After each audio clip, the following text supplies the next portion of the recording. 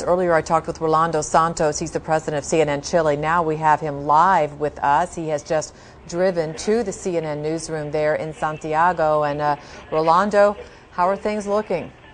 Well, actually, it's just a little after 7:15 local time, so first light, and you're really beginning to get an understanding of the damage. Depending on the system that you use, it's at least an 8.3 to 8.6, depending on which system you're using.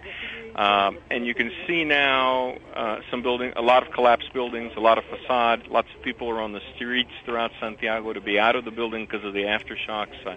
I lost count at 25 aftershocks. Oh my! The initial hit was at 3:34 this morning, and I got to tell you, 1 minute I'm in bed, and the next minute I'm on the floor, and everything is coming off the walls. Now I'm a big man, about 120 kilos. Okay, so think about that for a second. As I left my apartment to get to the office, there was not a thing on the walls or on a shelf in the kitchen or anywhere else that was still on the shelves. And so it was, as I've told you earlier, I've been through quite a few earthquakes, both as a reporter and living in California and other places. No question about the severity of this. I was on the floor trying to get up or trying to dodge the lamp and the telephone that was falling off the table and things off the walls for a good 45 seconds. And so I think there's a good piece of this in the sense that psychologically, this country is used to earthquakes. So from that perspective, there isn't a sense of panic. And when I say good, you have to take that word in relative terms.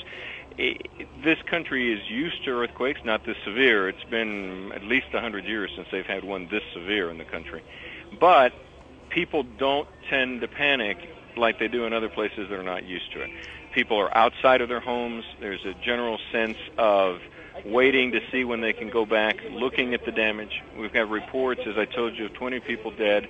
I don't have any reports of people who are trapped in buildings, but we do have some collapsed buildings. Now, in terms of the situation between the north and the southern section, this was located about 100 kilometers north of Concepcion. Concepcion is to the south of Santiago, and that area right now is still pretty much incommunicado by telephone and by cell phones. We don't have any more reports out of that particular area. There is a main bridge that connects the north and the south, and at the moment, this bridge is located near the town of Talca. Talca is Talco for those of you who are using maps. And that bridge is inoperable right now. So right now, you can't get from here down there. We also know that all flights coming into Santiago have either been diverted or have been sent back to their point of origin.